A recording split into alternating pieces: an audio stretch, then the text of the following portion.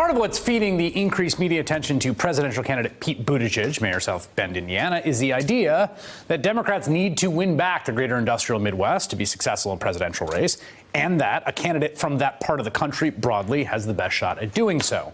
It's part of how Minnesota Senator Amy Klobuchar is pitching her comparative advantage as a presidential candidate. It's part of the reason why Ohio Senator Sherrod Brown seriously flirted with a run for president before deciding not to.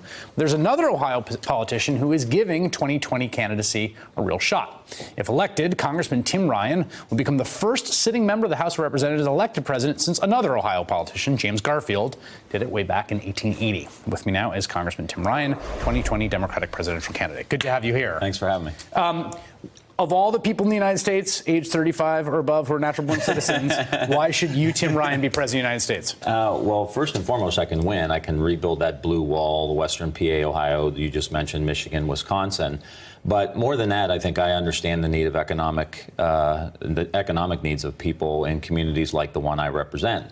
And that, to me, is the essential issue in our country today. The economic inequality, the economic divide that we have, and the fact that people are just sick of trying to get by. They want to thrive, not just survive, and that's what I'm going to bring to the White House.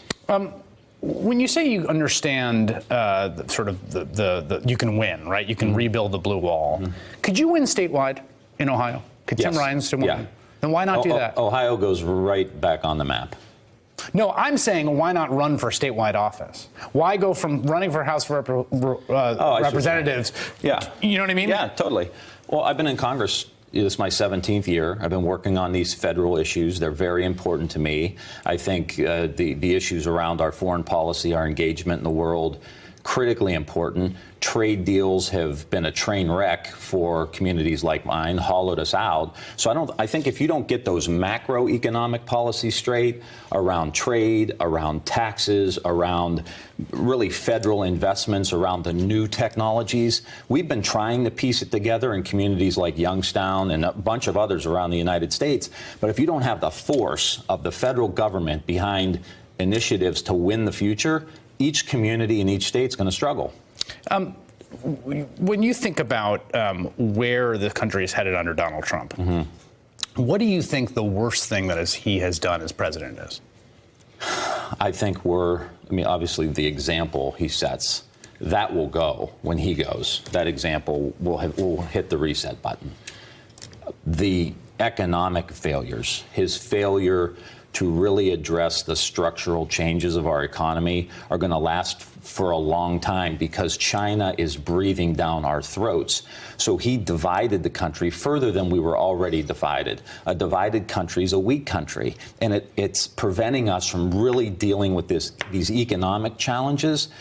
China's coming after us. They have 40% of the electric vehicle market. They have 60% of the solar panel market. They're building bases in Africa, islands in the South China Sea. They're building a railroad from northeast China to Rotterdam. But isn't that just a zero-sum version of a worldview the president himself also shares, right? I mean, if you look at the president on trade, things like NAFTA or China, right? His view is this very kind of mercantilist zero-sum view. If Canada and Mexico are doing well, we're getting screwed. If China's doing well, we're getting screwed. And what I'm hearing from you is it is sort of a zero-sum between us and China, but can it be the case that people prosper together, that different countries prosper together? Totally. If the United States really has an industrial policy, if the United States is saying, if the president of the United States is sitting down saying, how do we dominate the electric vehicle market? China has 40% now. How do we win that? How do we make those cars in the United States, the batteries, the charging stations? How do we make solar panels in the United States? Let's compete. Let's go. I'm ready to have a competition with China. The problem now is China has a 10-year plan, 20-year plan, 50-year plan, 100-year plan. We live in a 24-hour news cycle, and we're getting our clocks cleaned. Well, but they're also not a democracy. The Chinese Communist Party knows a thing or two about planning. Look, it's a tough thing to replicate. They do have inherent advantages, but they don't have the creativity, the ingenuity, the innovation, the kind of wherewithal we do to create a new economy. We have the creative edge over China. Problem is, we're not tapping into it because we're not invested in education. We're not invested in research. We don't have a plan around some of these newer technologies. These technologies are growing at 25, 30% a year. You take additive manufacturing, 3D printing, 3 to 5 million jobs in the next 10 years. Let's dominate it. So you don't get to pick your opponent. Right. So our opponent is China, and they have their advantages. We have ours. Problem is, we're not tapping into ours. What would be, if you were elected president of the United States, and let's say through somewhat an amazing political turn of events, you had both a House and a Senate that were Democratic majorities, what would be your first piece of legislation you would move, your first domestic policy priority? Create an industrial policy in the United States. Really focus on how we dominate these industries. What does that look like legislatively? Like, you mean like a sort of infrastructure bill, a sort of research and funding bill? I think it's got to be all of them. Of course, you got to do infrastructure, roads, bridges, kind of traditional stuff. We've got to make sure we have the high-speed internet. China, once again, killing us on 5G. We're stuck in 4G.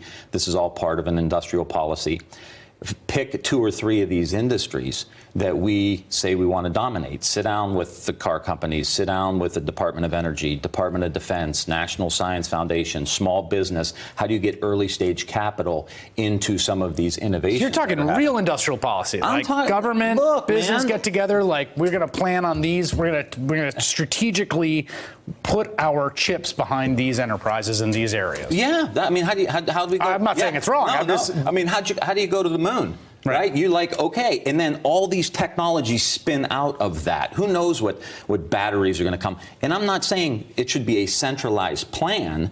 I'm saying bring in our free enterprise system. That's our comparative advantage to help us scale this up. And it should a lot of it should be focused around decarbonizing the United States and making sure we are leading the world in reversing climate change, using our government, using our education, workforce, and free enterprise system. Is that something that the voters in your congressional district can get behind, decarbonizing the United States? Jobs, the jobs that come with the jobs they can get behind. Yeah, we talk about climate. We need to be talking about jobs. Isn't that the conceit of the Green New Deal, is to do that, right? Well, yeah, maybe, yeah. I mean, the guaranteed jobs and that other piece, but I'm saying wind's growing at 25-30% a year. Solar's growing at 25-30% a year. Additives adding 3 to 5 million new jobs in the next 10 years. We're going to go from making 1 to 2 million electric vehicles in the United States to 30 million somewhere in the world. Someone's going to make those. Right. I want those made in the United States. And here's the key too, Chris. We have to do this.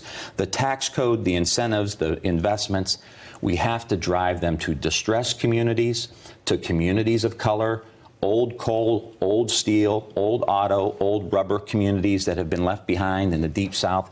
We got to spread the wealth here. 80% of venture capital today goes to 3 states: California, New York, Massachusetts. 9% goes to women, less than 2% go to people of color.